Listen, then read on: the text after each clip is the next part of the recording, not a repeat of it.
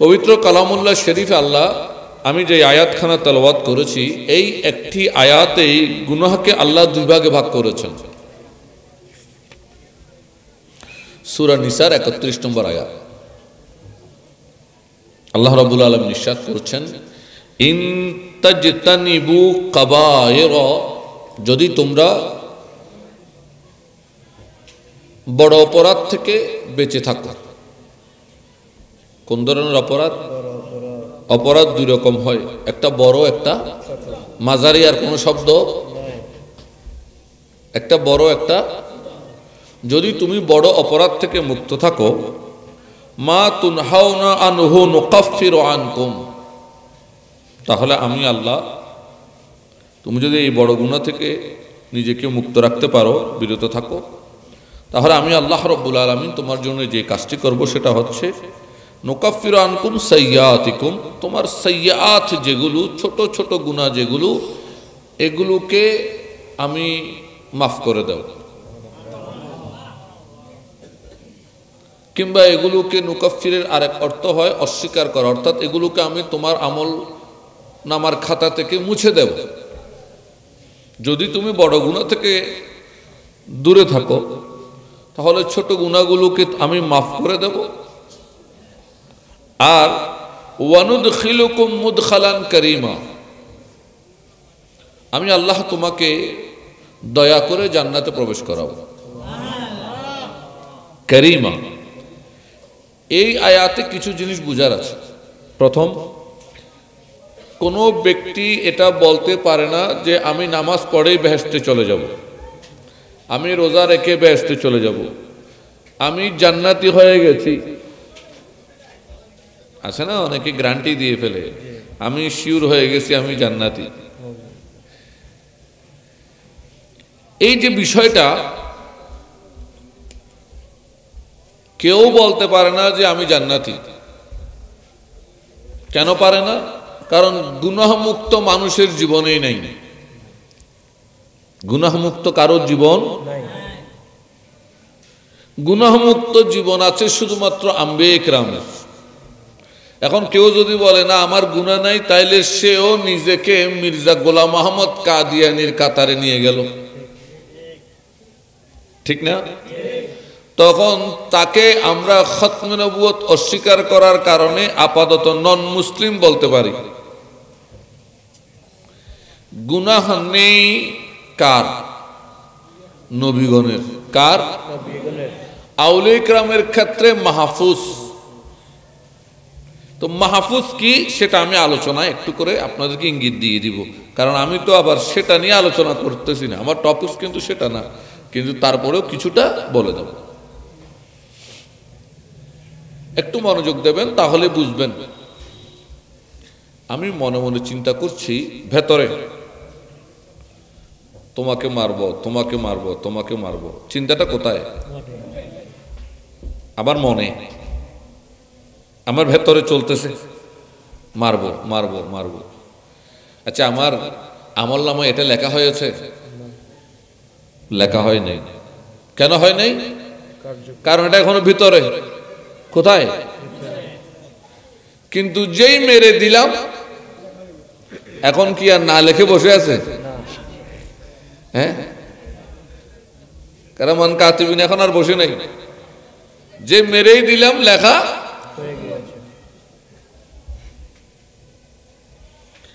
আমি কাউকে বললাম তুই খারাপ, তুমি খারাপ, এটা আমি যদি মনের মধ্যে বলি মনে হয় এই লোকটা খারাপ, মনে হয় এই লোকটা খারাপ, ভেতরটার মধ্যে যদি রাখি লেখা নেই। কিন্তু যখন এই মুখ দিয়ে মন্তব্য করলাম লোকটা খারাপ, সাথে সাথে কোথায় লেখা শুরু? আমল নামায় লেখা।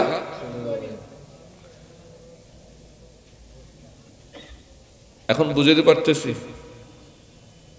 বুঝতেছেন আমার কথা?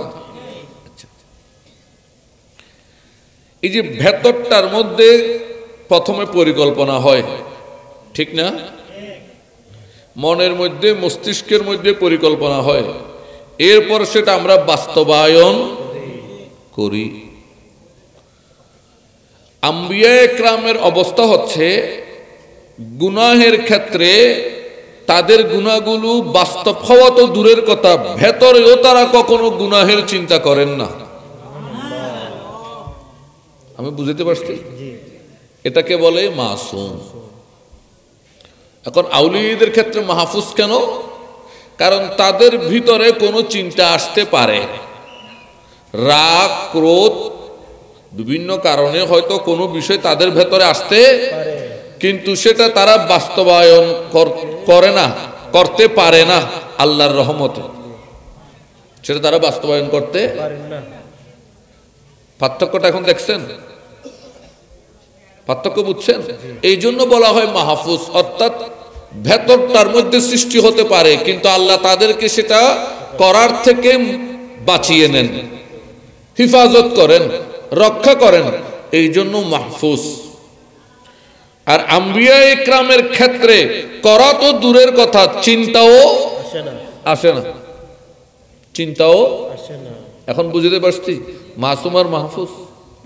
সাথে সাথে এটাও বুঝলেন, ভেতরে যতক্ষণ আছে লেখালেখি নাই, কর্মে বাস্তবায়ন হলেই লেখা শুরু।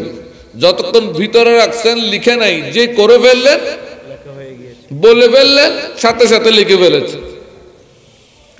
এখন এই যেটা করে ফেললাম, বলে ফেললাম, এগুলোই হচ্ছে কবিরা সগীরা। কবিরা মানে বড় অপরাধ, সগীরাকে আমরা বলি ছোট অপরাধ। কাবায়ের আর সাইয়্যাত। আল্লাহ বলছেন তুমি যদি কবিরা গুনাহ থেকে মুক্ত থাকো, তাহলে সাইয়্যাত ছোটখাটো গুনাহগুলো আমি কি করে দেব? ক্ষমা করে দেব, আর জান্নাত দান করব মুদখালান করিমা। যে তোমার ছোট অপরাধ তো আছে নাকি নাই, কিন্তু আমি কি করেছি? সেগুলোকে ইগনোর করেছি, ক্ষমা করে দিয়েছি। ওদিকে আমি তাকাচ্ছি না, না আমার বান্দা তো আমার ভয়ে বড় গুনাহ থেকে কবিরা থেকে মুক্ত ছিল, এজন্য আল্লাহ দয়া করে আর ওদিকে তাকায় না, বান্দাকে কোথায় দিয়ে দেয়? জান্নাতে দিয়ে দেয়, বেহেশতে দিয়ে দেয়। এই যে আল্লাহ দয়া করে দেওয়া, এটাই হচ্ছে মুদখালান করিমা। এই জন্য পৃথিবীতে কোনো ব্যক্তি বলতে পারে না যে আমি জান্নাতি হয়ে গেছি, আমি জান্নাতি হয়ে গেছি। তাইলে তো উনি বেহেশতের সার্টিফিকেট নিজেরটা নিজে বানায় নিল, আশ্রয় মুবাশশারের উপর এটা আরেকটা হয়ে গেল, এটা 11 নম্বর। আমি বুঝতে পারতেছি, কেউ বলতে পারে না যে আমার নামাজ, আমার তাবলীগ, আমার ওয়াজ, আমার নসিহত, এগুলো আমাকে কোথায় নিয়ে যাবে? না না, বরং প্রকৃত মুমিনের শব্দ হচ্ছে আল্লাহ দয়া করে আমাকে জান্নাত দান করবেন, আল্লাহ দয়া করে আমাকে জান্নাত দান করবেন। যদি বলে আমি নামাজে এত নামাজ পড়তেছি, ব্যস্ত চলে যাব, আমার রোজার ঠেলায় ব্যস্ত চলে যাব, গাট্টি গোট্টার ঠেলায় ব্যস্ত চলে যাব, তবলিগের সিল্লের ঠেলায় ব্যস্ত চলে যাব, এটা বান্দার কম ফাহমি, তার স্বল্প জ্ঞানের অভাব। কারণ বান্দা যতই নেক আমল করুক না কেন সে গুনাহমুক্ত নয়, যতই নেক আমল করুক না কেন গুনাহমুক্ত নয়। যেহেতু গুনাহমুক্ত নয়, এখন আল্লাহ যদি হিসাব করেন তাহলে তো তাকে শাস্তি দিতে হয়। এখন বোঝা যাচ্ছে মৌলিক জান্নাতটা হচ্ছে আল্লাহর দয়া। জান্নাতটা কি? আল্লাহর দয়া। জান্নাতটা কি? আল্লাহর দয়া। এখন বুঝা যাচ্ছে বিষয়টা? এখন এখানে দুটো বিষয়, একটা হচ্ছে কবিরা গুনাহ থেকে দূরে থাকতে হবে, আর সগীরা গুনাহ তখন আল্লাহ কি করে দিবেন? তার অর্থ সগীরা গুনাহ করা যাবে এই তো না? হ্যাঁ, একটা হাদিস শরীফ শুনেন। হুজুরে পাক সাহেবুল আওলাদ সাল্লাল্লাহু আলাইহি ওয়াসাল্লাম ইরশাদ করেছেন, ইয়াকুম মুহকারাতিয যুনুবি فإنما مثل مخفرات الذنوب كقوم نزلوا في بطن الواد। আমার দয়াল নবী সাল্লাল্লাহু আলাইহি ওয়াসাল্লাম বলছেন, তোমরা ছোট ছোট গুনাহ থেকে বাঁচো। কি গুনাহ থেকে? ছোট ছোট গুনাহ থেকে বেঁচে থাকো। কেন? বলে ছোট গুনার উদাহরণ হচ্ছে এক ব্যক্তি একটি সমতল জায়গায় গেল। কোথায়? মানে পাহাড়ি জায়গা থেকে নেমে কোথায় গেল?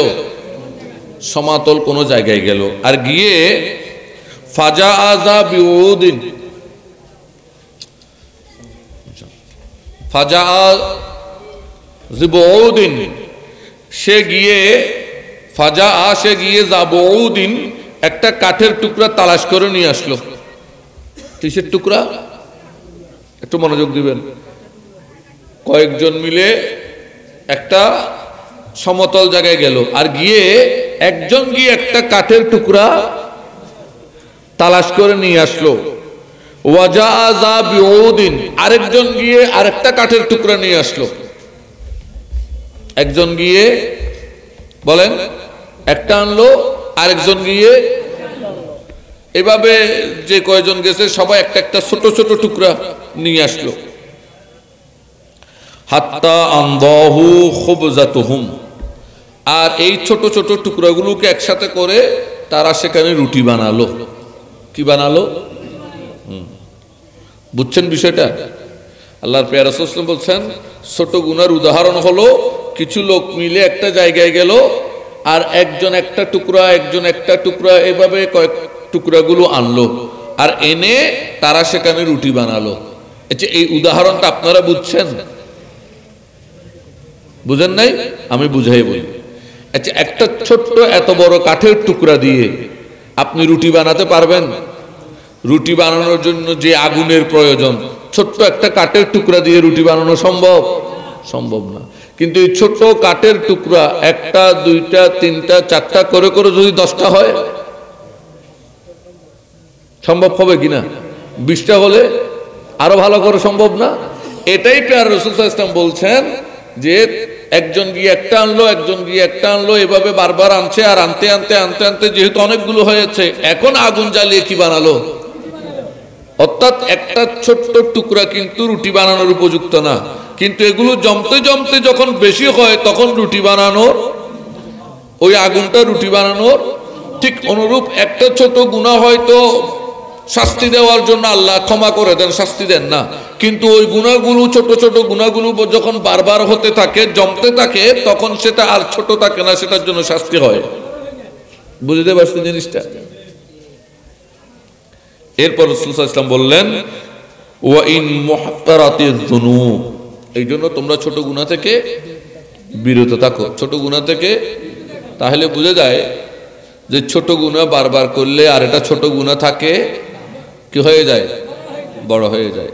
তাহলে আল্লাহ রাব্বুল আলামিন বললেন কি, তোমরা কবিরা গুনাহ থেকে বাঁচো, ছোট গুনাহ মাফ করে দেব। আর প্যারা রাসূল সাল্লাল্লাহু আলাইহি ওয়াসাল্লাম আদেশ দিলেন ছোট গুনার ক্ষেত্রেও তোমরা সতর্ক থাকো। তাহলে এখন কোরআনকে বোঝার জন্য, শরীয়তকে পরিপূর্ণ করার জন্য কোরআনের এই আদেশের সাথে নবীর আদেশের মিলবন্ধনের দরকার আছে, আছে না? আপনি যদি শুধু কোরআন নিয়ে বসে থাকেন, শুধু যদি বলেন হাদিসের আর দরকার নাই, তাহলে এখন বিষয়টা হলো কবিরা গুনাহ থেকে মুক্ত থাকো, সগীরা গুনাহ মাফ করে দিবে, তার মানে সগীরা গুনাহ করা যাবে। কিন্তু সেখানে যখন হাদিসটা দিয়ে দিবেন, তখন বুঝে যাবে যে সগীরা গুনাহ বারবার করলে সেটা আর সগীরা থাকে না। এই জন্য এই কোরআনুল কারীমের আয়াত এবং হাদিসের যে বিষয়, এটা যখন একত্রিত হয় তখন অর্থটা হবে এই যে তোমরা কবিরা গুনাহ থেকে বেঁচে থাকো আর ছোট গুনাহের ব্যাপারে সতর্ক থাকো। ছোট গুনাহ থেকে সতর্ক থাকো। ছোট গুনার ক্ষেত্রে যদি আমরা সতর্ক না হই, তাহলে এই ছোট গুনাহগুলো জমতে জমতে কি হয়ে যাবে? বড় হয়ে যাবে। এই বিষয়টা ইমাম নববী রহমতুল্লাহ আলাই সহিহ মুসলিমের শরার মধ্যে এনেছেন। ইমাম মুসলিম রহমাহুল্লাহ শরহে মুসলিমের মধ্যে বলছেন, লা সগীরাতা ফিল ইসরারি,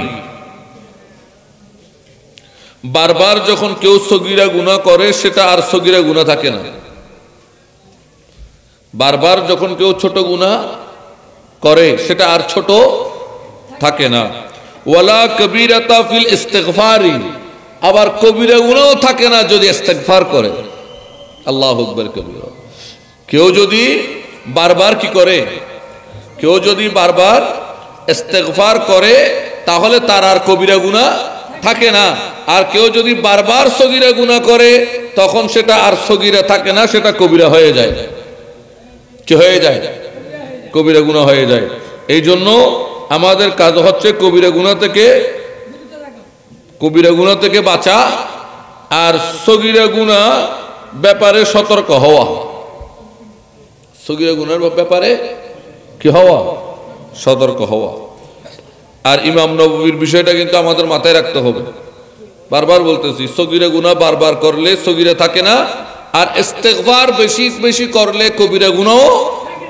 এই জন্য আমাদের বেশি বেশি কি করা উচিত? ইস্তেগফার করা উচিত, বেশি বেশি ইস্তেগফার করা উচিত। হাদিস শরীফের মধ্যে আসছে রাসূলুল্লাহ সাল্লাল্লাহু আলাইহি ওয়াসাল্লাম দৈনিক 70 বার ইস্তেগফার পড়তেন। কয়বার?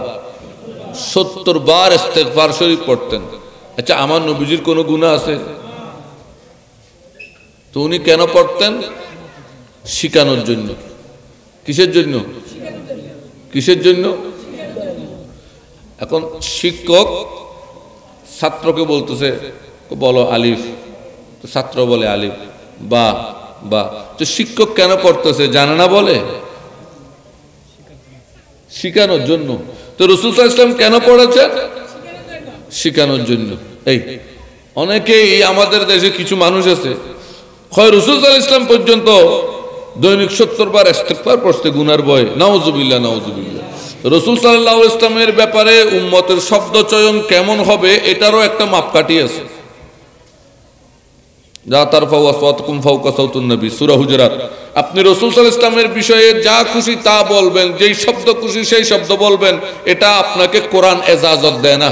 কোরআন আপনাকে এই কথা বলার জন্য সুযোগ দেয় না। বরং কোরআন বলে লা তারফাউ আসওয়াতুকুম ফাওকা সাওতুন নবী, তুমি রাসূল সাল্লাল্লাহু আলাইহি ওয়াসাল্লামের বিষয়ে, নবীর ব্যাপারে, নবীর সম্মুখে কোনো ধরনের উচ্চস্বরে কথা বলা যাবে না। আমরা যেভাবে একে অপরের সাথে কথা বলি, একে অপরের সাথে উচ্চ বাক্যে কথা বলি, নিজের সাথে নিজে যে শব্দগুলো আমরা প্রয়োগ করি, এটা রাসূল সাল্লাল্লাহু আলাইহি ওয়াসাল্লামের ব্যাপারে বলা যাবে না। আমি বুঝাতে পারছি আপনাদেরকে? তো রাসূল সাল্লাল্লাহু আলাইহি ওয়াসাল্লাম পর্যন্ত দৈনিক কয়বার? 70 বার ইস্তেগফার শরীফ পড়তেন। এখন এই গুনাহ থেকে আমরা বাঁচবো কিভাবে? গুনাহ থেকে আমরা বাঁচবো কিভাবে? তো গুনাহ থেকে বাঁচার কিছু হিকমত পবিত্র হাদিসে এবং বিভিন্ন কোরআনের আয়াতের মধ্যে আল্লাহ রাব্বুল আলামিন বলেছেন, ইন্নাল্লাহা ইউহিব্বুল মুত্তাকিন, ইউহিব্বুল মুত্তাকিন। এই যে আল্লাহ ভালোবাসেন মুত্তাকি, কি ভালোবাসেন? তাহলে গুনাহ থেকে বাঁচার বড় একটা কৌশল হচ্ছে নিজেকে মুত্তাকি বানানো। নিজেকে কি বানানো? মুত্তাকি। তো মুত্তাকি শব্দের অর্থ কি? সৎকর্মশীল, যে ভালো কাজ করে। কি কাজ? সব সময় যে ভালো কাজ করে। আপনি যখন সব সময় ভালো কাজ করবেন, ভালো কাজ যারা করে তাদের সাথে থাকবেন, এটা আপনাকে গুনাহমুক্ত থাকার একটা পরিবেশ তৈরি করে দেবে। গুনাহমুক্ত থাকার একটা পরিবেশ তৈরি করে দেবে। আর আপনি যদি সব সময় অসৎ মানুষের সাথে থাকেন, অসৎ মানুষের মজলিসে বসেন, এটা আপনাকে গুনাহমুক্ত থাকতে আর সাহায্য করবে না, বরং আপনি নিজের অজান্তেই গুনাহের মধ্যে ডুবে যাবেন। এই জন্য গুনাহমুক্ত থাকার একটা বড় কৌশল হচ্ছে নিজেকে সৎকর্মশালী বানানো, নিজেকে সৎকর্মশীল, অর্থাৎ সবসময় সৎ কাজ করব, নিজের মধ্যে এই চিন্তা ভাবনা জাগ্রত রাখা এবং সবসময় সৎ কাজ করা। এটা হচ্ছে গুনাহ মুক্ত থাকার একটা বড় কি উপায়, গুনাহমুক্ত থাকার একটা বড় উপায়। আরেকটা কাজ হচ্ছে, সেটা কি? গুনাহের খেয়াল প্রথমে জন্ম হয় অন্তরে, মনে। কোথায়? মনে। যেমন কথার কথা, মসজিদে আজান দিচ্ছে, ভেতর মধ্যে একটা সৃষ্টি হলো, আজান তো সবে মাত্র দিচ্ছে, জামাত হইতে তো আরো অনেক দেরি আছে, আমি কিছুক্ষণ ঘুমাই। এই যে নামাজ ত্যাগ করার এই যে গুনাহ, এই শয়তানিটা আসছে না মনে চিন্তা? ঠিক অনুরূপ ভাবে মনে করেন পুরানো এক বন্ধু দেখছেন, তো চিন্তা করলেন তার থেকে একটা চা খাওয়া উচিত। পুরানো বন্ধু, তো চা কিভাবে খাবেন? চিন্তা করলেন তারে আজকে বেকুব বানাই চা খাওয়া, বেকুব বানাই চা খাবো। তো বেকুব কিভাবে বানাইলেন? গেলেন, কয় দোস্ত কি খবর? ভালো আছে। কয় মুক্ত তোরে গালি দিচ্ছে। কয় কি খস? কদিন ফরক হই মাগদি চা খাবা।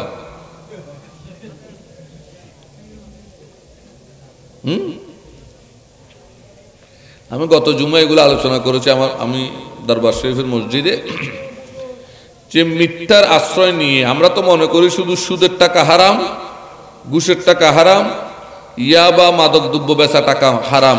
জিনা, আপনি যদি কাউকে মিথ্যা বলে এক কাপ চা খান সেটাও হারাম।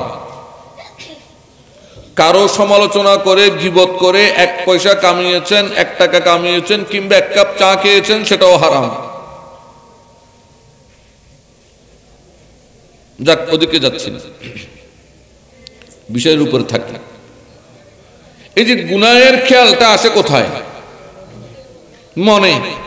পরে তো কর্মে বাস্তবায়ন করি, পরে কর্মে।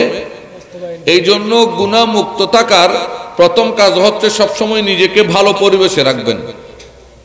প্রথম 1 নম্বর কাজ। কারণ আপনি যদি মন্দ পরিবেশে থাকেন তাহলে আপনি গুনাহ করতে না চাইলেও আপনি গুনাহ করে ফেলবেন। যেমন এমনি আপনারা আবার কিছু মনে করিয়েন না, কারণ আমাদের দেশে তো আবার বাতাস বহুত রকম, দৈনে মাইলে উত্তর দিয়ে যায়, উত্তর দিয়ে মাইলে দৈনে যায়। হ্যাঁ, তো যে কিছু মনে করিয়েন, আমি আগে আগে বলতেছি, কিন্তু আমার বলতে হবে, আমি বলি। ভালো লাগলে অ্যাকসেপ্ট করবেন, খারাপ লাগলে ফেলে দিবেন। পৃথিবীতে যত সিগারেট খোর আছে তারে জিজ্ঞেস করবেন জীবনের প্রথম সিগারেট খাওয়াটা তারে মা বাবা ওস্তাদে শিখায় নাই, বন্ধু শিখাইছে। কে শিখাইছে? ঠিক না? এটা কেন বললাম? এটা বলছি এই জন্য যে এখান থেকে আপনি একটা শিক্ষা নেন। সেটা কি? যে খারাপ কাজগুলো সবসময় সঙ্গ থেকে শিখা হয়। কোত্থেকে? একটা ছেলে জীবনে কোনোদিন সিগারেট খায় নাই, বন্ধুর সাথে বসতে হয়, দোস্ত উগ্গম আস্তানা টান দূর বেড়া। আর আমাদের দেশে তো অনেক বক্তাও আছে যারা বক্তার স্টেজে বসি মাইকের সামনে সিগারেটের কত রকম টান আছে, সুখ টান, দুঃখ টান, ঠুক টান, মুখ টান, ব্যাকিং শিখায়, নাম সহ কেন টান মারে সহ শিখাই দেয়। আবার হদুন বক্তাও আছে, আছে না নেই? এখন এই যে ছেলেটা জীবনে সিগারেট পান করে নাই, দেখবেন সে যখন বন্ধুর সাথে বসতে হয়, দোস্ত টান মার হয়, দূর বেড়া হাতটা খাসিয়েই না ফারে, হয়তো অসুবিধা নেই, আজ একবার মার, দুই একবার খাসতে খাসতে দলে গিয়ে দূর বেড়া, তুই গো মরদ ফোয়া না। এখন মরদ ফোয়া না যে এত হইতে তিগুল লাগি গিয়ে তুই কি হলি সাইকা দে, মরদ ফোয়া দিয়ে প্রমাণ করতে যায়। এটা একেবারে মরদ মানে পুরুষ দিয়ে প্রমাণ করতে যায় কাপুরুষের কাম করে বই থাকতে, অর্থাৎ নিজেরে আরেকজনের ইচ্ছার উপরে ছাড়ে দিই। এই যে বিষয়টা, এইভাবে কেবল সিগারেট একটা উদাহরণ। এইভাবে আমাদের যত মন্দ অভ্যাসগুলো আছে এইভাবে আমরা শিখি। গালি হয় পরিবার থেকে শিখছি, নতুবা বন্ধুদের থেকে শিখছি। একটা ছেলে ছোট কাল থেকে এমন এক পরিবেশে বড় হয়েছে যে গালি শুনে নেই, সে গালি জানবে? শুধু পরিবেশ, আমরা যেখানে থাকি পরিবেশের কি পরিমাণ প্রভাব সেটা বোঝার জন্য আমি শুধু একটা কথা বলি, তখনই বুঝে যাবেন আমি সিটিংয়ে ভাষায় কথা বলি কেন। কারণ আমি সিটাঙ্গের পরিবেশে বড় হয়েছি। আরেকজন সিলেটি ভাষায় কথা বলে কেন? সিলেটের পরিবেশে বড় হয়েছে। আচ্ছা, যে সিলেটের পরিবেশে বড় হয়েছে তাকে যদি সিটিংয়ে ভাষায় কথা বলতে বলি, বদ্দা ন যাইও, অর্থাৎ তার মুখের মধ্যে সেটা আসবে না, তার উচ্চারণে বোঝা যাবে যে এটা ও অরিজিনাল চিটাং না। ও অরিজিনাল চিটাং হইলে চিটাঙ্গে কথা হয় যেত। ঠিক অনুরূপ ভাবে চিটাঙ্গের মানুষ একটারে যদি আপনি সিলেটি ভাষা কইতে দেন,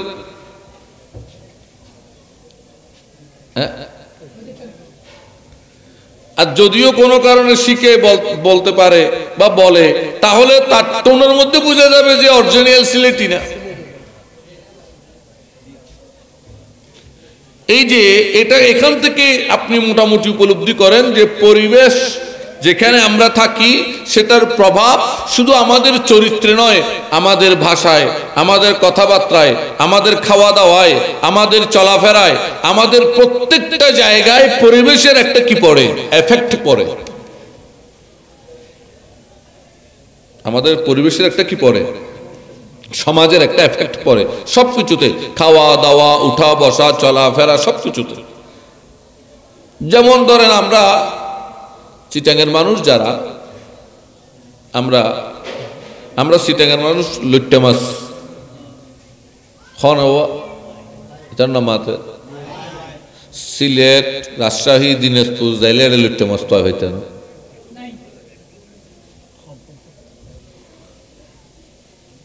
বুঝছো না আর কথা নাই বললেই চলে, খানিককে তুমি বিক্ষে ন যায়।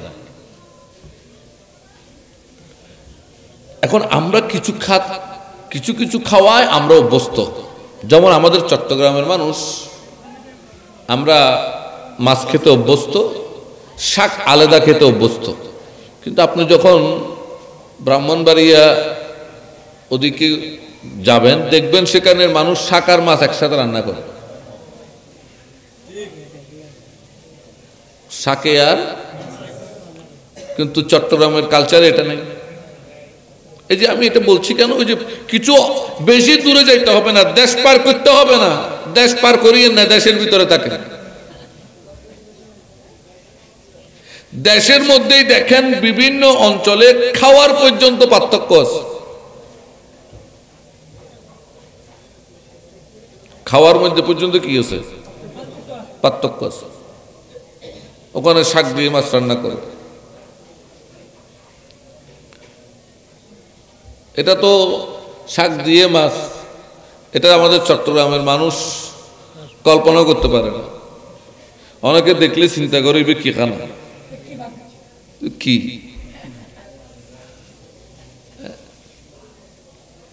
আলু দিয়ে মুরগি, আলু দিয়ে গোশত, আলু দিয়ে মাছ, আলু দিয়ে এই গরু, এগুলো তো আমাদের চিটাঙেও চলে, বাহিরেও চলে। কিন্তু একটা আজব কথা বলি, হাসতে হাসতে দল হয়ে যাবে, সেটা কি, আলু দিয়ে শাক।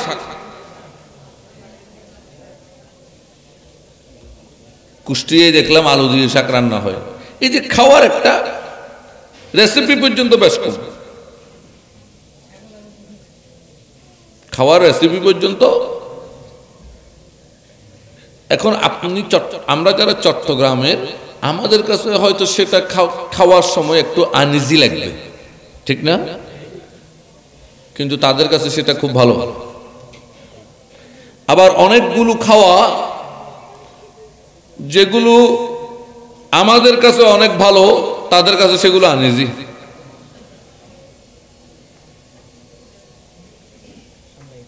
আমি বুঝতে পারতেছি যে খাওয়ার পার্থক্য দেখেন। আচ্ছা, খাওয়ার মধ্যে আবার মরিচ মশলারও কত পার্থক্য। কোন অঞ্চলের মানুষ জাল কম খায়, কোন অঞ্চলের মানুষ জাল বেশি খায়, ঠিক না? আমাদের এখানে তো মাছের মধ্যে আদা ব্যবহার করে না, কিছু অঞ্চলে মাছের মধ্যে আদা ব্যবহার করে। এই যে খাওয়ার মধ্যে পর্যন্ত মশলা পর্যন্ত বেশ কম। এগুলো এই জন্য বলছি, খাওয়া দাওয়া, চলাফেরা, কথাবার্তা, উঠা বসা, এই যে একটা বিষয়, এগুলো আমাদের সমাজ থেকে আমরা গ্রহণ করি, পরিবার থেকে আমরা গ্রহণ করি। আপনি পরিবার থেকে গ্রহণ করেন, এটা তোমার আঙ্কেল সালাম দাও, ঠিক না? এই যে শিক্ষাটা, এটা আপনি স্কুল কলেজে পান নাই, কোথায় পেয়েছেন? পরিবারে। এটা তোমার আঙ্কেল সালাম দাও, এটা তোমার দাদু, ওনাকে তুমি জুতাটা এগিয়ে দাও। এই যে শিক্ষাটা কোথায়? তো যেখানে পরিবারের মধ্যে এই শিষ্টাচার, চলাফেরা, উঠা বসা, ভদ্রতা, এটা তো পরিবারের থেকে দিতে হবে। পরিবারের মধ্যেই যেটা থাকে না, সেটা শিখে না। যেমন উদাহরণস্বরূপ, একটা পরিবারে স্বামী স্ত্রী যারা যারা আছে, দাদা দাদি, চাচা চাচি, ফুফা ফুফি যারা আছে, সবাই দেখা যাচ্ছে প্রায় সময় মোবাইলে নাতে রসুল শুনে। দেখবেন ওই পরিবারের ছোট ছোট বাচ্চারাও নাতে রসুল পড়বে। আর একটা পরিবারে দেখবেন সবাই সিরিয়াল ধরে হিন্দি গান শুনে, ওই পরিবারের বাচ্চারা পর্যন্ত মাশাআল্লাহ হিন্দি গানের উস্তাদ। অর্থাৎ ছোট অবস্থার থেকেই পর্যন্ত আমরা এগুলো সবগুলো শিখতেছি। এই জন্য গুনাহমুক্ত থাকার সবচেয়ে বড় যে জিনিস সেটা হচ্ছে পরিবেশ। এই জন্য পিতা মাতার বড় দায়িত্ব হচ্ছে, এই জন্য আল্লাহ রাব্বুল আলামিন কি বলতে শুনেন, কু আনফুসিকুম ওয়া আহলিকুম নার, তুমি নিজেকে গুনাহ থেকে বাঁচাও, ওয়া আহলিকুম তোমার পরিবারকেও বাঁচাও, পরিবারকেও গুনাহ থেকে বাঁচাও। কারণ আমার পরিবার যাতে গুনার দিকে ধাবিত না হয়, সে পরিবেশ সৃষ্টি করতে হবে কার? আমার একটা সিস্টেম করতে হবে। যেহেতু আমার ঘরে কোনো অফিসিয়াল কাজ নাই, রাতের 10টা বাজছে, ওয়াইফাই কানেকশন অফ, রাতের 10টা বাজছে, পরিবারের বাসার মধ্যে এখন তার কাজ নাই, এখানে আমি তো অফিসের কাজ করব। অফিসের কাজ করলে কথা ছিল না আমার অফিসের কাজ করতে হচ্ছে, আমি 12টা 1টা এই জন্য খোলা রাখতেছি। কিন্তু যেহেতু অফিসিয়াল কাজ নাই, 10টা বাজছে, আপনি ওয়াইফাই অফ। তো জিজ্ঞেস করতে পারেন কেন? কারণ আপনি যখন ওয়াইফাই অফ করে দেবেন, আপনার বাচ্চাটা আর মোবাইল নিয়ে কার্টুন দেখবে না। আমি বুঝতে পারছি? তাহলে এই যে পরিবেশটা আমাকে সৃষ্টি করতে হবে, আদর করে, তাও আবার মারধর করে না। কি বলছি আমি? 9 বছরের আগে তো বাচ্চাদেরকে মারবেনই না। আবার বলতেছি, 9 বছরের আগে বাচ্চাদেরকে কোনোভাবেই প্রহার করবেন না। প্রশ্ন করেন কেন? কোন কিতাবে আছে সেগুলো আপনাদেরকে আমি বলবো না, বলার দরকারও মনে করি না। जिसका जरूरत है वो आके पूछे,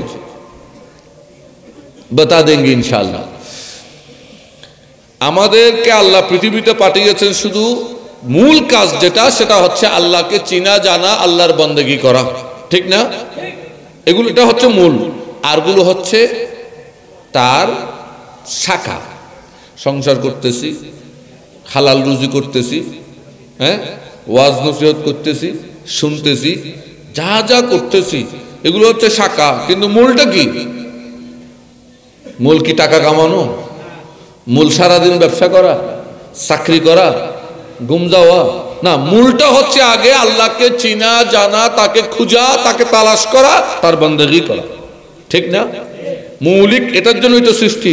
আর এটা করতে গিয়েই মূলত আমাকে ইলম অর্জন করতে হচ্ছে, ওয়াজ নসিহত শুনতে হচ্ছে, হালাল রিজিক তালাশ করতে হচ্ছে, ঠিক না? তাহলে মৌলিক যেটার জন্য আমাদেরকে আল্লাহ সৃষ্টি করেছেন, তার বন্দেগী করা, সেটার মধ্যে সবচেয়ে বড় দায়িত্ব হচ্ছে নামাজ। কি? এই নামাজটার জন্যই আপনার সন্তানকে প্রহার করার আদেশ দিয়েছে 9 বছরের পর। খুব মনোযোগ দেন। এই নামাজটার জন্যই সন্তানকে প্রহার করতে পারবেন কয় বছরে গেলে? 9 বছরের পর। যেখানে মালিকে কুল, যেখানে আমাদের সকলের মালিক, আমাদের খালেক, আমাদের সৃষ্টিকর্তা আল্লাহ রাব্বুল আলামিন তার ইবাদত বندگির জন্য 9 বছরের আগে প্রহার করার আদেশ দেন নাই, সেখানে শুধুমাত্র খাচ্ছে না কেন, ঘুমাচ্ছে না কেন, পড়ছে না কেন, সোজা চলছে না কেন, একটু দুষ্টমি বেশি কেন করছে, এগুলোর জন্য আপনি যদি মারধর করেন তাহলে তার হলো না। তো এগুলোর জন্য যখন আপনি প্রহার করবেন, 9 বছরের আগের বাচ্চাটার মস্তিষ্কের মধ্যে প্রবেশ করবে যে আমি এই আনসিকিউর পরিস্থিতির মধ্যে আছি, আমি নিরাপত্তার মধ্যে নাই, নিরাপত্তার মধ্যে আমি নিরাপদ কোনো কিছুর মধ্যে, সে নিজেকে নিজে নিরাপদহীন মনে করবে ওই বাচ্চাটা, তখন সে দিন দিন আরো জিদি হয়ে যাবে। এজন্য আমরা বাচ্চাদেরকে আদর করে বুঝাবো, বাবা ভাত খেয়ে নাও, দেখবেন সে খাবে। আব্বু অনেক দেখেছো, এবার ঘুম যাও, মোবাইলটা দিয়ে দাও, আদর করে করে। আমি বুঝতে পারতেছি। তো আমাদেরকে পরিবারে পরিবেশ তৈরি করতে হবে। যেমন আমি অনেক সময়, আমাকে অনেকে বলে, হুজুর আমাদের ঘরে ছেলেগুলোরও বললেও তো নামাজ পড়ে না, আর তো ফিসাব তো বোধকে হবা যে তোমার মাই ফারো হয়তো হয়তো নামাজ না পড়ে, অনেকে বলে। তা আমি তাদেরকে বলি, তুমি যে অভিযোগ করতেছো তোমার স্ত্রী নামাজ পড়ে না, তোমার সন্তানের নামাজ পড়ে না, আচ্ছা বলো তো তোমার ঘরে মেহমানরা আসলে বসে কথাবার্তা বলার জন্য রুম একটা আছে কিনা? আছে না? কি রুম? Dining room. হ্যাঁ, তোমার ঘরে মেহমান মেজবান আসলে তাদেরকে নিয়ে খাওয়ার জন্য রুম একটা আছে কিনা? কি রুম? Dining room.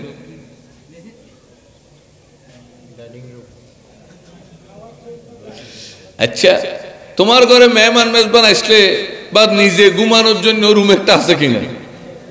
কি রুম? Bedroom, guest room. আচ্ছা, তোমার ঘরে মেহমান মেজবান আসলে বা নিজের জন্য একটু পায়খানা প্রস্রাবের ব্যবস্থার জন্য আবার রুম একটা আছে। কি রুম? ওমা, আপনার ঘরে ওয়াশরুমের স্থান হয়, বেডরুমের স্থান হয়, গেস্ট রুমের স্থান হয়, ডাইনিং রুম, ড্রয়িং রুম, এত রুমের স্থান হয়, একটা নামাজের জন্য কর্নার থাকে না?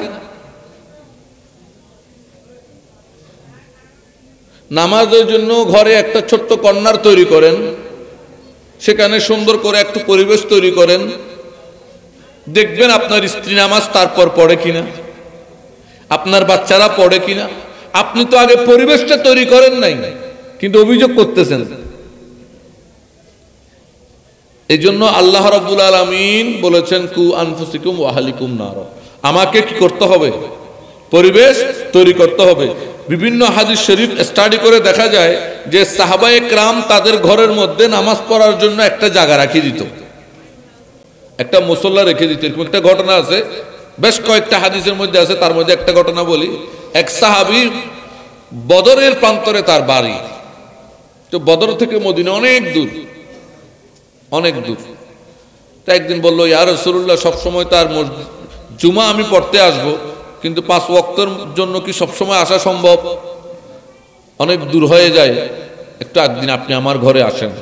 তো রাসূল সাল্লাল্লাহু আলাইহি ওয়াসাল্লাম গেলেন আর বললেন, ইয়া রাসূলুল্লাহ, আমার ঘরে কোনো জায়গায় যেখানে আপনার খুশি আপনি যদি একটু নামাজ পড়েন, সেই জায়গাটা আমি নিজের জন্য মুসল্লা বানিয়ে নিব, সেখানে আমি পরবর্তী নামাজ পড়ব। তো রাসূল পাক সাল্লাল্লাহু আলাইহি ওয়াসাল্লাম সেখানে দাঁড়িয়ে 2 রাকাত নামাজ পড়লেন এবং ওই সাহাবীর এই সুন্দর চিন্তা ভাবনার জন্য দোয়া করলেন।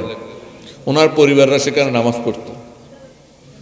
এটা বলছে এই জন্য যে আমার পরিবার নামাজ পড়ে না, আমার বাচ্চারা নামাজ পড়ে না, পরিবেশটা আগে আমাকে তৈরি করতে হবে, আমাকে পরিবেশ তৈরি করতে হবে।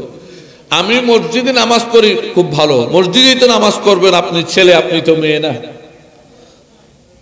মসজিদে নামাজ পড়েন, খুব ভালো, কিন্তু রাত্রে বা কিছু নামাজ আপনি সুন্নত নামাজ আপনি রেখে দিবেন ইচ্ছা করে বাসায় পড়ার জন্য। এটা দায়িত্ব, পুরুষের দায়িত্ব। এই জন্যই তো সুন্নত নামাজ ঘরে পড়া সুন্নত। এই মসলা হয়তো অনেকেই জানেন না।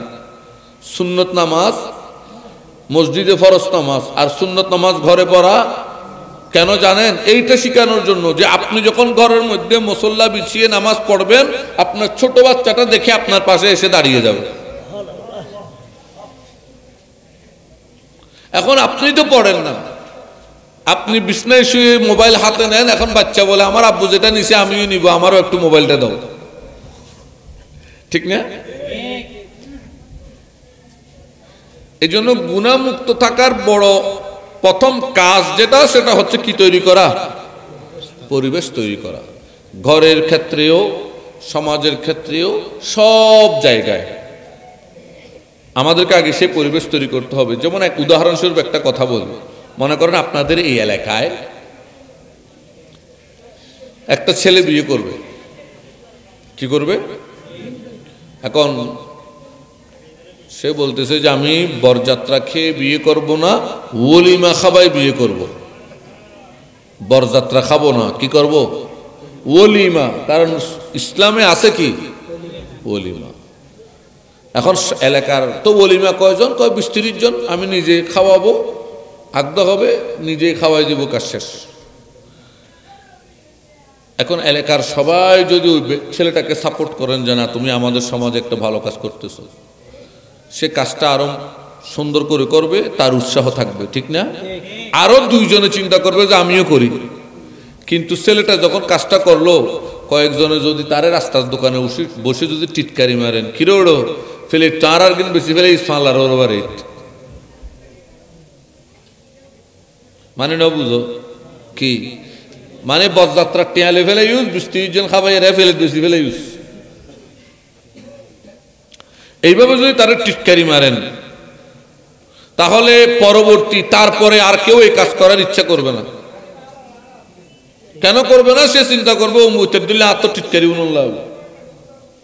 এই সমাজে ভালো কাজ কেন হয় না?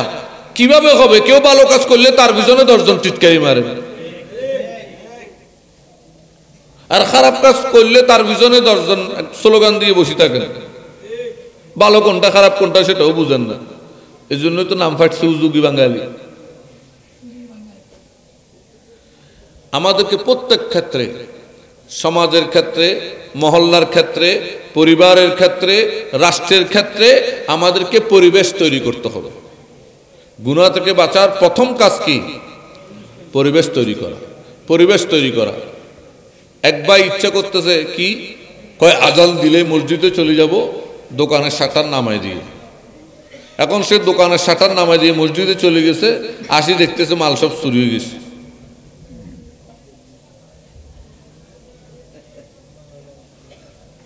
আর ফরজ দিনই তার মসজিদে যাবো না, আমার সত্য কেন যাবে না? মাল চুরি হয়েছে না, পরিবেশ তো নাই, কি নাই? তা আমাদের দেশে অনেকে বলে কয় বিদেশের মধ্যে আজান দিলে মসজিদে দোকান সবগুলো বন্ধ করে নামাজে চলে আসে। আমাদের দেশে এগুলো কি চলতেছে? আরে মিয়া, আমাদের দেশে কি চলতেছে? তুমি নিজের দেশে জন্ম হয়েছে, আগে দেশের পরিবেশ বুঝো। এখানে প্রশাসন ঢিলা ডালা, প্রশাসনের আগামাথা নাই, মানুষের আগামাথা নাই, চেয়ারম্যান মেম্বারের আগামাথা নাই, কিছুরই তো আগামাথা নেই। এখানে কে কার শুনে? যেহেতু আমরা ছোটকাল থেকে কবিতা পড়েছি, আমরা সবাই রাজা, আমাদের রাজার রাজত্বে, নইলে মোদের মিলবে কি সত্যে। আমরা ছোটকাল থেকেই তো কবিতা শিখছি, আমরা সবাই রাজা। ছোটকাল থেকে যখন শিখানো হয়েছে আমরা সবাই রাজা, তাইলে এখানে আরেকজনকে মানার মেন্টালিটি আমাদের নেই, আরেকজনকে অ্যাকসেপ্ট করার মেন্টালিটি আমাদের আর নাই। যার কারণে আপনি ওখানে এগুলো বলে লাভ নেই। আগে পরিবেশ তৈরি করতে হবে, এক কথাই শেষ। পরিবেশ যদি আপনি তৈরি করতে পারেন, দোকান খোলা, মানুষ নামাজে আসবে।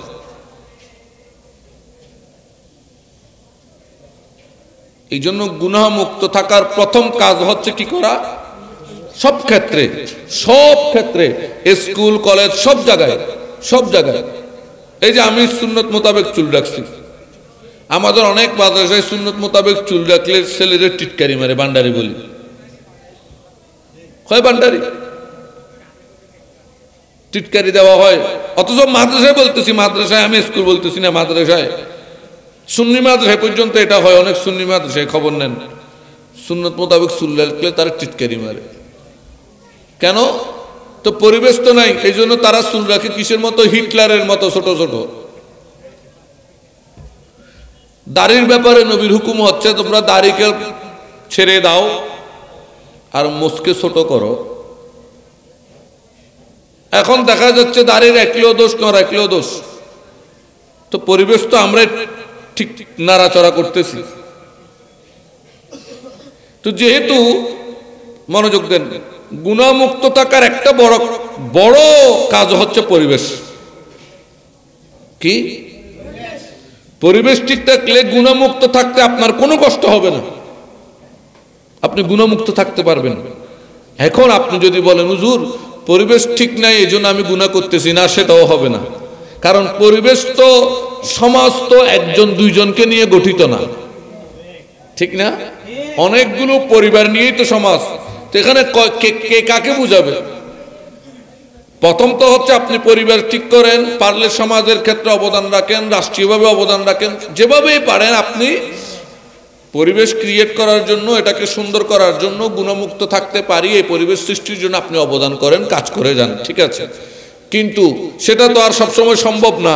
এই জন্য যে যা বলবে বলুক, দ্বিতীয় কাজ যেটা, সেটা হচ্ছে এই যে গুনাহের খেয়াল অন্তরে আসে, কিংবা আমি ভালো পথে চললে মানুষ নানান ধরনের টিটকারি আমাকে দেয়, তখন আপনার 2 নম্বর যে কাজ সেটা হচ্ছে আপনি নিজের নফসের সাথে জিহাদ করবেন। কি করবেন? নফসের সাথে জিহাদ করবেন। নফসের সাথে জিহাদ করবেন। মন বলছে এটা করি, আপনি তার বিপরীত করে নেবেন। মন বলছে না একটু ঘুমাই, মাত্র তো আজান দিয়েছে, নামাজের সময় তো অনেক আছে, ওয়াক্তের টাইম তো অনেক আছে না, আপনি বলবেন মনকে যে না, তুমি যে বলতেছো ওয়াক্তের টাইম বহুত আছে, নামাজ পড়ে পড়বো, তো ঠিকই আছে, তুমি নামাজটা পড়ে ঘুমাও, তাইলে তো বেশিক্ষণ ঘুমাইতে পারবা। তারে উল্টাটা পড়ান মন রে। আমি বুঝতে পারতেছি। এইভাবে আপনি আপনার প্রত্যেকটা ক্ষেত্রে, চলাফেরা, উঠা বসা, খাওয়া দাওয়া, সবকিছুতে আপনার নফস যখন আপনাকে গুনাহের দিকে ডাকে, আপনি সেটার বিপরীত করেন, ভালো কাজটা করেন। কোন কাজটা? এই জন্য গুনাহ থেকে বাঁচার 2 নম্বর কাজ হচ্ছে নফসের সাথে কি করা? জিহাদ করা। যেমন হুজুরে পাক সাল্লাল্লাহু আলাইহি ওয়াসাল্লাম একটা হাদিস শরীফ তিরমিজি শরীফের মধ্যে আসছে 1621 নম্বর হাদিস, রাসূল সাল্লাল্লাহু আলাইহি ওয়াসাল্লাম বলছেন, আল মুজাহিদু মিন জাহাদা নফসাহু, যেই ব্যক্তি নিজের নফসের, নিজের মনের মন্দ চাহিদার সাথে জিহাদ করে, আল্লাহ রাসূল বলছেন সেই হচ্ছে প্রকৃত মুজাহিদ। সে হচ্ছে প্রকৃত। তাইলে বোঝা যায় প্রকৃত মুজাহিদ আল্লাহর ওলিরা, কারণ তারা নফসের সাথে জিহাদ করেই কি হয়েছেন? ওলি হয়েছেন। এই জন্য আল্লাহর ওলিরাই প্রকৃত মুজাহিদ।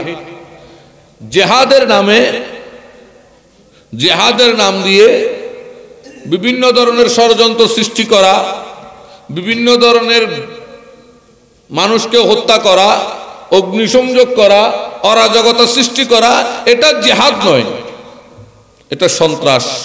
এটা কি? জিহাদ হচ্ছে, মৌলিক জিহাদ হচ্ছে প্রতিবাদ করা, প্রতিহত করা। মনের মধ্যে একটা মন্দ চিন্তা আসছে, আমি সেটাকে প্রতিহত করলাম, এটা জিহাদ। কেউ ইসলামের বিরুদ্ধে ঢাল তরবার নিয়ে মাঠে নেমে পড়েছে, আমরা তাদেরকে প্রতিহত করলাম, এটা জিহাদ। গায়ে পড়ে গিয়ে করাকে জিহাদ বলে না। জিহাদের অবস্থা বুঝতেছেন? আর রাসূল সাল্লাল্লাহু আলাইহি ওয়াসাল্লাম বলছেন প্রকৃত জিহাদ হচ্ছে জাহাদান নফসাহু, নিজের নফসের সাথে জিহাদ করা। কিসের সাথে? তাহলে প্রথম কাজ হচ্ছে, গুনাহ থেকে মুক্ত থাকার প্রথম কাজ হচ্ছে আমরা পরিবেশ সৃষ্টি করব। তো পরিবেশ সৃষ্টি করতে তো সময় লাগে নাকি? পরিবারের মধ্যে পরিবেশ সৃষ্টি করতে, সমাজে, রাষ্ট্রে, এলাকায় পরিবেশ সৃষ্টি করতে সময় লাগে না? এটা কি একদিনে হয়? 1 বছরে হয়? 2 বছরে হয়? অনেক সময় লাগে। তো ততদিন আপনি কি করবেন? না পরিবেশ ঠিক হলে তখন আমি ঠিক হয়ে যাব, ততদিন বসে থাকবেন না। পরিবেশ সৃষ্টি করার জন্য আপনি অবদান রেখে যাবেন, সাথে সাথে নিজেও নফসের সাথে জিহাদ করবেন। নফসের যে কুপ্রবৃত্তি, মনের যেই মন্দ চাহিদা, সেটার বিরোধিতা আপনি করতে থাকবেন। যেমন কেউ আপনাকে গালি দিল, কেউ আপনাকে একটা মন্দ কথা বলল, তো আপনি চাইলে তো উত্তর দিতে পারেন। তার যেমন মুখ আছে আপনারও কি আছে, পারেন না উত্তর দিতে, কিন্তু আপনি উত্তর না দিয়ে চুপ থাকবেন। এটা একটা জিহাদ। কেউ আপনাকে গালি দিল, মন্দ বলল, আপনি উত্তর না দিয়ে যদি চুপ থাকতে পারেন, আপনি তখন 3টা কাজ করলেন। কি? আপনার ভেতর থেকে অহংকার নামক বস্তুটাকে বের করে দিলেন। 2 নম্বর, আপনি ধৈর্য ধারণ করতে শিখলেন। 3 নম্বর, আল্লাহর উপর আপনার বিশ্বাস দৃঢ় হয়ে গেল যে না, আমার সাথে আমার আল্লাহ আছে। তো কিন্তু যদি উত্তর দিয়ে দেন, কি হবে? মনের ভিতর থেকে অহংকারটাও দিন দিন বাড়বে, ধৈর্যের অবস্থাও দিন দিন হারাই ফেলবেন। আর আল্লাহর কি করে দেখি, আল্লাহর ইচ্ছার উপর ছেড়ে দেওয়া, এই তাওয়াক্কুল বিষয়টাও আপনার ভিতর থেকে খালি হয়ে যাবে। এই জন্য চুপ থাকলে লাভ বেশি। চুপ থাকলে, এই জন্য কেউ আপনাকে মন্দ বলছে, আপনার কাজ হচ্ছে কি থাকা। কেউ আপনার হক নষ্ট করছে, আপনি হয় চুপ থাকবেন, আর যদি আপনার উত্তর দিতে হয় আইনুরূপ ব্যবস্থা নেবেন। আইন নিজের হাতে না, আইনের মতো আইনি ব্যবস্থা নেবেন। আপনি আবার আইন নিজের হাতে তুলে নিয়ে নিজে কাজী হয়ে যেতে যাইয়েন না।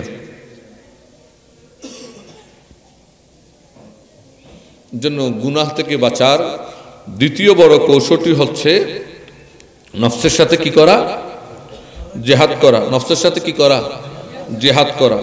গুনাহ থেকে বাঁচার আরেকটা বড় কৌশল হচ্ছে রাসূল পাক সাল্লাল্লাহু আলাইহি ওয়াসাল্লামের দরুদ শরীফ অধিক বেশি পাঠ করা। অধিক বেশি কি পাঠ করা? দরুদ শরীফ পাঠ করা। একটু হাদিস শরীফ শুনেন।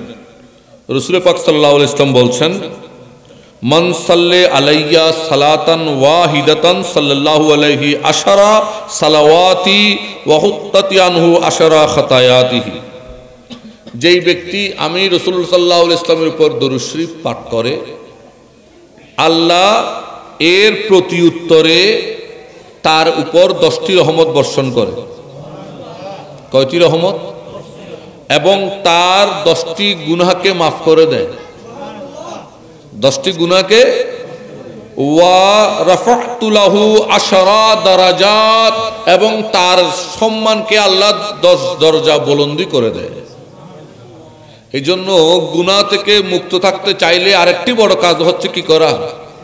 কেউ আমাকে গালি দিয়েছে, আমি প্রতি উত্তরে গালি দেব না, কিন্তু একটু দরুদ শরীফ পড়ব। কেউ আমাকে টিটকারি দিল, আমি সেটার কমান্ড পাস করব না, চুপ থাকবো, দরুদ শরীফ পড়ব।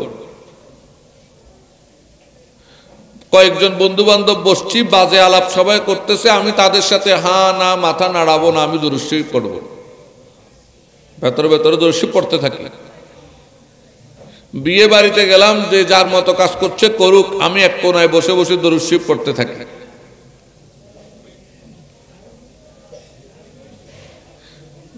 এখন তো আমাদের দেশে সুন্নি আলেমরা পর্যন্ত কুসংস্কার বলি বলি মানুষকে সুসংস্কার থেকে বের করে কুসংস্কারের মধ্যে ডুবাই দিতেছে। বুঝেন নাই? আগে যেগুলো বড় বড় ওলামা একরাম ভালো বুঝছে, এখন এরা একটু বেশি বুঝতে যায়, কুসংস্কারের নামে একেবারে সব শেষ করে দিতেছে। যেমন উদাহরণস্বরূপ, আজ থেকে 40, 50, 60 বছর আগে একটা অবস্থা ছিল, মানুষ যখন মৃত্যু বাড়িতে যাইতো, মৌতা বাড়িতে যাইতো, তসবিহ নিয়ে যাইতো, কিংবা ওজিফা নিয়ে যাইতো। কি ওজিফা বুঝো তো? হ্যাঁ, ওজিফা নিয়ে যাইতো অথবা তসবিহ নিয়ে যাইতো মৃত্যু বাড়িতে যাওয়ার সময়। কেন? হয় বসে বসে কি পড়বে, হয় ওজিফা পড়বে অথবা তসবিহ পড়বে। অনেক জায়গায় আবার এমনও ছিল, মৃত্যু বাড়িতে মানুষজন আসতেছে, মসজিদ থেকে তসবিহ এক গাঁটটি লই গেল, সবার একটা একটা তসবিহ ধরাই দিল, হয় তাহলিল করেন। কি ফরক? তাহলিল কি? লা ইলাহা ইল্লাল্লাহ, লা ইলাহা ইল্লাল্লাহ, লা ইলাহা ইল্লাল্লাহ, লা ইলাহা ইল্লাল্লাহ। তসবিহ একটা একটা ধরাই দিছে, পড়েন। মসজিদ থেকে নিয়ে গেছে। তখন মসজিদের মধ্যেও এই 500, 600, 100 তসবিহ দেখতো, নিয়ে নিয়ে একটা একটা দিয়ে দিল। হঠাৎ করেই নতুন নতুন মৌলবি বাইর হইল, অগাট গাঁট হয়ে দেরি সিদিঙ্গা কথা। অগাট বাপদাদা সোড্ডা খাইতাছিল, ফমুলুই সাসাই নজারে বাইফুতি বা আর বদান না খান এন বলি হদ। এখন এই যে অবস্থা, এই মুলুবিরা ফতোয়া দিল, হয় মৌতা বাড়িতে ওজিফা নিয়ে যাওয়া, তসবিহ নিয়ে যাওয়া, এটা বেদাত, নবীর যুগে ছিল না, সাহাবীর যুগে ছিল না, তাবির যুগে ছিল না, এটা বেদাত। বালা কথা, অসুবিধা কি? তো নবীর যুগে যখন না, এটা আর করতাম কিনলে সিটিঙ্গ কথা হল। এই রসুলের যুগে ছিল না, এটা বলে বেদাত বলি, ওজিফা বন্ধ, তসবিহ। তো এখন কি হয় মৃত্যু বাড়িতে? এখন মৃত্যু বাড়িতে কি হয়? সবাই যখন আত্মীয় স্বজন মারা যায় দেখতে যায়, দেখতে একটু দেখলো, ওদেরকে সান্ত্বনা দিল, তারপর এক কোনায় বসি চেয়ারের মধ্যে অমুকের মেয়ে ফোয়ার কি হই, অমুকের ফোয়ার কি হই, অমুকের বাড়িতে কি হইলো, অমুকের মেয়ের কি হইলো, অমুকের ফোলা কি করে, অমুকের এই কি হয়, এটা কি বলে? ওয়াইলুল লিকুল্লি হুমাজাতিল লুমাজা। গীবতের আসর শুরু। কি শুরু বলেন কি? তাহলে আগেকার ওলামায়ে কেরামের যে ফতোয়া ছিল, মানুষ যে আগেকার মানুষ মৃত্যুবাড়িতে যাওয়ার সময় ওজিফা তসবিহ নিয়ে যাইতো, সেটা সুসংস্কার। কি সংস্কার? সুসংস্কার। কারণ সেটার কারণে মানুষ মৃত্যুবাড়িতে গিয়ে গীবত করতো না, এইখানের কথা ওইখানে, ওইখানের কথা এখানে সকলখড়ি করতো না, আজে বাজে কথা বলতো না, ওজিফা পড়তো আর তাহালিল পড়তো বা দরুদ শরীফ পড়তো। এখন নবীর যুগে ছিল না বলে সেই জিনিসটাকে বের করে দিলেন, তো বিনিময়ে এখন কি দাঁড়াইলো? এখন মানুষ বসে বসে গীবত করে যতক্ষণ জানাজা হয় নাই। অনেকে তো আবার জানাজার মাঠেও দাঁড়ায় দাঁড়ায় গীবত শুরু করে দেয়। তাহলে এখন কুসংস্কার বলি, মূলত সুসংস্কারটাই বের করে দিল, ঠিক না? এ হইতেছে অবস্থা। এই জন্য যেখানেই যান, মৃত্যু বাড়িতে যান, যে যার মতো থাকবে থাক, আমি বেশি বসে বসে দরুদ শরীফ পড়বো। কারণ একবার পড়লে 10টা রহমত, 10টা গুনাহ মাপ, 10টা আল্লাহর কাছে আমার মর্যাদা সম্মান 10 গুণ বৃদ্ধি পাবে একবারে। তো 100 বার পড়লে 1000। আরে বাপরে বাপ, কি লাভবান জিনিস দরুদ শরীফ। বিয়ে বাড়িতে গেছেন, যে যার মতো থাকবে থাক, আপনি বসে বসে এক কোনায় দরুদ শরীফ পড়েন সব সময়। এজন্য গুনাহমুক্ত থাকার জন্য বুজুর্গানে কেরাম, সুফি কেরামের বড় কৌশল হচ্ছে বেশি বেশি কি পড়া? দরুদ শরীফ পড়া। গুনাহমুক্ত থাকার আরেকটা বড় কৌশল, সেটা কি? রোজা রাখা। কি রাখা? রোজা রাখা। হাদিস শরীফের মধ্যে এই বিষয়ে অনেক হাদিস আসছে। রাসূল সাল্লাল্লাহু আলাইহি ওয়াসাল্লাম কি বলতে শুনেন। গুনাহ থেকে বাঁচতে চাইলে যে রোজা রাখলে যে গুনাহ থেকে বাঁচা যায়, তার একটা বড় নজির আমি পেশ করি, তখন বুঝবেন যে রোজার সাথে কি কোথায় সম্পর্ক। হুজুর পাক সাল্লাল্লাহু আলাইহি ওয়াসাল্লাম ইরশাদ করছেন, ইয়া মা'শারাশ শাবাব মান ইসতাতাআ বায়াতান ফালইয়াতাযাওয়াজ।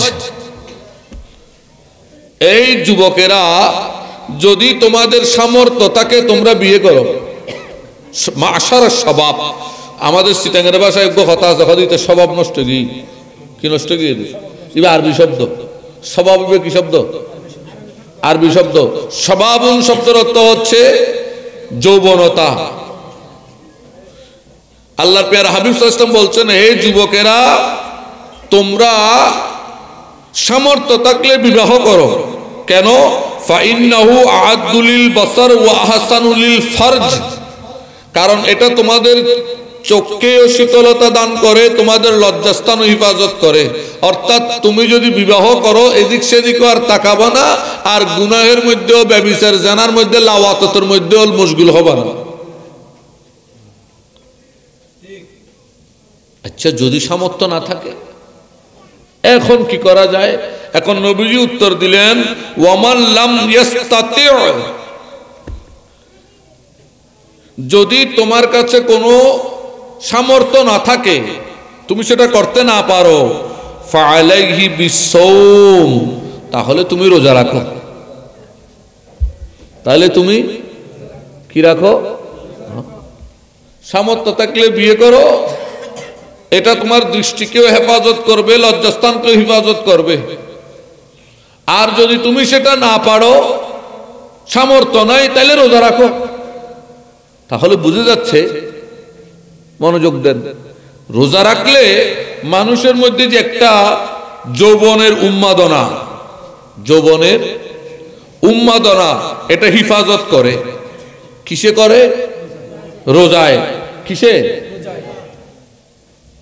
এই জন্য যারা যুবক, আর রোজায় তো সওয়াবও বেশি, এই জন্য রোজা রাখবেন। সুফি ইকরামদের বড় আরেকটা শিক্ষা হচ্ছে রোজা রাখা। রাসূল পাক সাল্লাল্লাহু আলাইহি ওয়াসাল্লাম প্রতি সোমবার বৃহস্পতিবার রোজা রাখতেন। প্রশ্ন করলো, ইয়া রাসূলুল্লাহ সাল্লাল্লাহু আলাইহি ওয়াসাল্লাম, সোমবার বৃহস্পতিবার আপনি রোজা রাখেন কেন? আল্লাহ রাসূল সাল্লাল্লাহু আলাইহি ওয়াসাল্লাম বললেন, সপ্তাহে 2 বার আমাদের বান্দার আমল নামা আল্লাহর সামনে পেশ করে। সপ্তাহে কবার? সোমবার আর বৃহস্পতিবার। তা আমার রসুল বলছে আমি পছন্দ করি যে আমার আমল নামা আল্লাহর দরবারে যখন উপস্থিত হবে আল্লাহ তখন আমার দিকে তাকিয়ে যেন আমাকে রোজাদার অবস্থায় পায়। আবার আইয়ামে বীজের রোজা রাখতেন। এইভাবে যত রকম রোজা আছে, সোমবারের রোজা, বৃহস্পতিবারের রোজা, আইয়ামে বীজের রোজা, সৌমে দাউদি, আরো অনেক রকম রোজা আছে, এগুলো রাখেন। এই রোজাগুলো রাখার দ্বারা গুনাহমুক্ত থাকার একটা বড় উপায়। রোজা রাখা হচ্ছে গুনাহমুক্ত থাকার একটা বড় উপায়। তাহলে 1 নম্বর আমরা পরিবেশ সৃষ্টি করব। 2 নম্বর আমরা নিজের নফসের কুপ্রবৃত্তি, মনের কুপ্রবৃত্তি, মন্দ চাহিদা, এটাকে দমন করব। 3 নম্বর আমরা বেশি বেশি দরুদ শরীফ পড়ব। 4 নম্বর আমরা অধিকখানে রোজা রাখবো, যত বেশি পারে কি রাখবো, রোজা রাখবো। আর 2টা বলে আমি আমার আলোচনা শেষের দিকে যাচ্ছি। আরেকটা কি, বেশি বেশি জিকির করবেন। কি করবেন? নকশবন্দিয়া তরিকায় এটাকে বলা হয় হুঁশ দরদম, হুঁশে দরদম। আর চিস্তিয়া তরিকায় এটাকে বলা হয় নজর বর লবম। নকশবন্দিয়া তরিকায় বলা হয় যে নিঃশ্বাসের সাথে সাথে তুমি আল্লাহকে স্মরণ করো। গুণমুক্ত থাকার বড় উপায়। কোথায় মনোযোগ রাখতে হবে? আপনি যখন চলাফেরা, উঠা বসা, বাজারে হাটে এদিকে সেদিকে যাচ্ছেন, আপনার মনটা রাখতে হবে নিঃশ্বাসের দিকে। আর সেখানে আপনি নজরটা রেখে আপনি জিকির করবেন, আল্লাহ আল্লাহ আল্লাহ আল্লাহু আল্লাহু আল্লাহু আল্লাহু, জিকির করবেন। তাহলে আপনি দেখবেন চলাফেরার মধ্যে যদি আপনার এই অভ্যাসটা থাকে, এদিক সেদিক তাকানো, এই গুনার খেয়ালগুলো থেকে আপনি নিজেকে হেফাজত করতে পারবেন। আর চিস্তিয়া তরিকায় বলেছে দৃষ্টির দিকে নজর রাখা। আমরা যত মানুষ আছি এখানে সবাই চোখের পলক ফেলে কিনা, তোর নামাতে এইসব ফেলেনি। তারা বলছে যে না, যেহেতু বেশিরভাগ গুনাহ হয় চোখের দ্বারা, ঠিক না? বলছে এই জন্য চোখের দিকে মনোযোগ রাখতে হবে। যতবার চোখের পলক পড়বে ততবার বলবে আল্লাহ আল্লাহ আল্লাহ আল্লাহ। এটা একটা কৌশল গুণমুক্ত থাকার জন্য। আচ্ছা, আর কাদেরিয়া তরিকায় বলতেছে যে লাভ, অর্থাৎ নিজের জিহ্বাকে পেঁচিয়ে রাখা।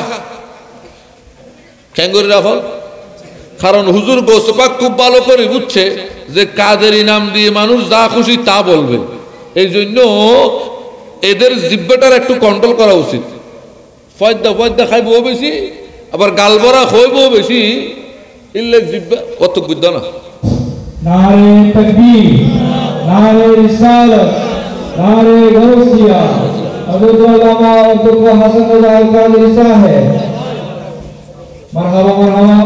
আমাদের মাঝে এসে উপস্থিত হয়েছে আজকে মাহফিলের প্রধান আলোচক উকিচর মাহমুদিয়া গাউসিয়া সিনিয়র মাদ্রাসার অধ্যক্ষ, বিশিষ্ট ইসলামী চিন্তাবিদ, মুজাহিদ আহলে সুন্নাত হযরত আল্লামা হাসান আল কাদেরী মাদ্রাসাতুল আলী। সবাই উচ্চ আওয়াজে বলেন আমাদের প্রত্যেকের স্নেহভাজন মুজাহিদ আহলে সুন্নাত, শায়ের আহলে সুন্নাত, পীরে তরিকত আল্লামা হাসান আল কাদেরী সাহেব দামাত বরকাতুল্লাহ আলিয়া হযরত উপস্থিত হয়েছেন। আল্লাহ রাব্বুল আলামিন তার ইলমের মধ্যে, আমলের মধ্যে, হায়াতের মধ্যে বরকত দান করুন। আমি যেটা বলছিলাম যে কাদেরিয়া তরিকায় হুজুর গৌস পাক, কারণ আমরা বেশিরভাগ গুনাহ হয় কি দি, গীবত কি দি, বলেন না, গীবত কি দিয়ে? সমালোচনা, গালি, মিছা কথা, বেশিরভাগ কাজ এটা। তো বলছে যে জিহ্বাকে পেঁচিয়ে রাখা, অর্থাৎ জিহ্বার আগাটাকে তালুর সাথে লাগিয়ে দেওয়া, এরপর মুখটাকে বন্ধ করে নেওয়া। বলে এভাবে রেখে ভেতরের মধ্যে জিকরে কলবি, ভিতরে ভিতরে জিকির করা। এই যে এক একটা তরিকায় এক একটা জিকিরের পদ্ধতি শেখানো হয়েছে, শুধুমাত্র গুনাহ থেকে কিভাবে বাঁচবো জিকির দিয়ে। আমি বুঝাতে পারতেছি? তাহলে গুনাহ থেকে বাঁচার সুফি কেরামদের বড় আরেকটা কৌশল হচ্ছে নিজেকে জিকিরের মধ্যে মশগুল রাখা। কিন্তু এখানে একটা মশলা আছে, কি মশলা জানেন? এটা বলে রাখি, সুফি ইকরাম জিকিরটাকে বেশি গুরুত্ব দিয়েছে। হয় নাকের নিঃশ্বাসে নিঃশ্বাসে, অথবা চোখের পলকে পলকে, অথবা জিহ্বাকে তালুর সাথে বাজিয়ে। আরেকটা পদ্ধতি আছে নজর বর কদম, হাঁটার সময় প্রতি কদমের দিকে লক্ষ্য রাখবেন, প্রতি পায়ে পায়ে। আচ্ছা, এই যে 4টা পদ্ধতি বলছি, আরো আছে পদ্ধতি, মোট 10টা পদ্ধতি আছে, আমি আপাতত 4টা বললাম। এই যে বলল জিকিরের প্রতি একটু গুরুত্ব কেন দিয়েছে জানেন? তারা বলে যে এই জিকিরগুলো করার সময় তসবিহ গণতে হয় না। মনোযোগ দেন, এই নিঃশ্বাসে নিঃশ্বাসে জিকির করতেছি, আল্লাহ আল্লাহ কেন আছে ভালো আছে ও ইন তো আছে। আবার কত হয় সালাইরও কোন গণনার দরকার, অজুর দরকার, এইসব অজুও না লাগে, গণনা না লাগে। হয়তো এখন দরুদ শরীফ পড়তে গেলে তো অজু ছাড়া ফেললে তো গণিত টিকতে না। দরুদ শরীফের মশলা হচ্ছে, আপনি যদি দরুদ পড়েন অজু ছাড়া পড়তে পারবেন, কিন্তু গণনা করা যাবে না, আদত করা যাবে না। আদত করার জন্য অজু থাকতে হবে। কিন্তু জিকিরের ক্ষেত্রে আপনার কোনো সমস্যা মাথা না, কোনো সমস্যা। এই জন্য গুণামুক্ত থাকার জন্য তারা এটাকে খুব বেশি গুরুত্ব দিয়েছেন। আমি বুঝতে পারছি। এবার শেষটা বলি, শেষটা কি, যেটা আজকে আমরা সবাই করতেছি। গুণামুক্ত থাকার বড় কাজ হচ্ছে বেশি বেশি আম্বিয়ে কেরাম, আউলিয়ে কেরামদের আলোচনা করা। যেখানে বসবেন, চায়ের দোকানে হোক, গাড়িতে হোক, বাড়িতে হোক, যেখানে বসবেন, আমাদের আলোচনার বিষয়বস্তু হবে আম্বিয়া ও আউলিয়াদের প্রশংসা। আমাদের বিষয়বস্তু কি হবে? 2-3 জন বসতি, এটা খারাপ, ওইটা কি কইয়ে দে, আজকে ফেসবুকের মধ্যে আপডেট খবর কি আছে দে, এগিন খন মানে গুনাহ বারণ না। আমরা যেখানেই বসবো, বাড়িতে বসি, গাড়িতে বসি, চলতিতে থাকি, এই ঘরের মধ্যে থাকি, চায়ের দোকানে থাকি, যেখানেই থাকি, কথা উঠলেই আমাদের কথা হতে হবে আম্বিয়া ও আউলিয়াদের জিকির। এটা গুনাহমুক্ত থাকার একটা বড় উপায়। হাদিস শরীফ শুনেন, ইমাম জালালউদ্দিন সুয়ুতি রহমাতুল্লাহি আলাইহি জামিউল হাদিসের মধ্যে হাদিস কানা নিয়েছেন কি, যিকরুল আম্বিয়া মিনাল ইবাদাতি ওয়া যিকরুস সালিহিনা কাফারাতুজ যুনুব। নবীদের জিকির করা ইবাদত, নবীদের জিকির করা, আর আউলিয়া ইকরামের জিকির করা গুনাহের কাফারা। আউলিয়া ইকরামের আলোচনা করা গুনাহের, আর নবী আম্বিয়া ইকরামের আলোচনা করা ইবাদত। এই জন্য আমরা যেখানেই সুযোগ পাবো, হয় আম্বিয়া ইকরামের কথা বলবো অথবা আউলিয়া ইকরামের কথা বলবো। তো হয়তো বলতে পারেন, হুজুর আমরা তো আলেম না, আমরা কি বলবো আম্বিয়া আর আউলিয়াদের জিকির? তো যেহেতু আমরা আলেম নয় সবাই, তো আম্বিয়া আউলিয়ার জিকির কি করব? তো আমরা তো আপাতত জিকির মানে বুঝি কি, শুধু আলোচনা না, না তো একটা জিকির, না তো একটা মনকাবা, তো একটা জিকির। এই জন্য সুযোগ পাইলে আপনি যদি আলোচনা না করেন সমস্যা নাই, আপনি যখন এই সুযোগ পান রসুল পাকের নাত পড়ুন, আউলিয়া ইকরামের মনকাবাত পড়ুন। এগুলো হচ্ছে গুনাহমুক্ত থাকার বড় উপায়। গুনাহমুক্ত থাকার বড় উপায়। আল্লাহ রাব্বুল আলামিন এই উপায় অবলম্বনের মাধ্যমে আমাদেরকে গুনাহমুক্ত থাকার তৌফিক দান করুক। আমাদের আউলিয়া ইকরাম আমাদেরকে এগুলি শিখিয়েছেন কি, কবিরা গুনাহ থেকে মুক্ত থাকো, সগীরা গুনার ব্যাপারে সতর্ক হও।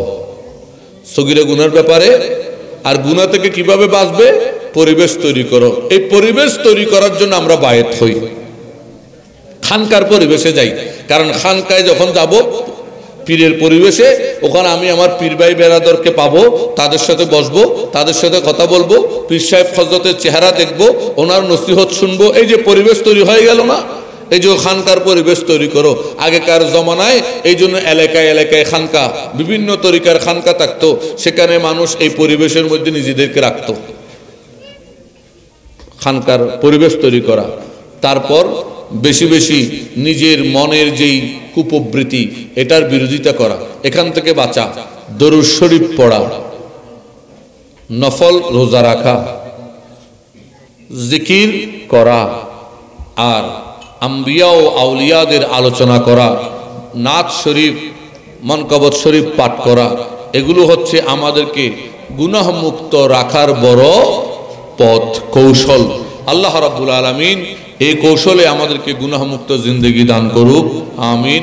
আজকের এই মাহফিলে বিশেষ করে হযরতে ওলিয়ে কামেল শাহ সুফি সৈয়দ সানাউল্লাহ শাহ রহমতুল্লাহ আলাইহির রুহানিয়ত, ওনার ফয়ুজাত আজকের এই মাহফিলে যারা উপস্থিত হয়েছি, যারা নানানভাবে সহযোগিতা করেছেন, সবাইকে আল্লাহ নসিব করুক এই মহান আউলিয়া ইকরামের রুহানি ফয়ুজাতের সাথে সাথে তার দোয়া যেন আমাদের সাথে সদা সর্বদা থাকেন, বেলায়েতের ছায়াও যেন আমাদের সাথে সর্বদা থাকেন। আজকের মাহফিলে যারা ইন্তেজামিয়া কমিটি আছেন এবং যে সমস্ত বেরাদারান এই রাত পর্যন্ত বসে আলোচনা শুনছেন, বিশেষ করে আজকের মাহফিলের সম্মানিত প্রধান ওয়াইজিন মেহমানে আলা, আমাদের প্রত্যেকের স্নেহভাজন হযরত মাওলানা হাসান রেজা দামাত বরকাতুল্লাহ আলিয়া সহ প্রত্যেককে সালাম জানিয়ে আমার আলোচনা এখানে শেষ করছি। আসসালামু আলাইকুম ওয়া রাহমাতুল্লাহি তাআলা ওয়া বারাকাতুহু।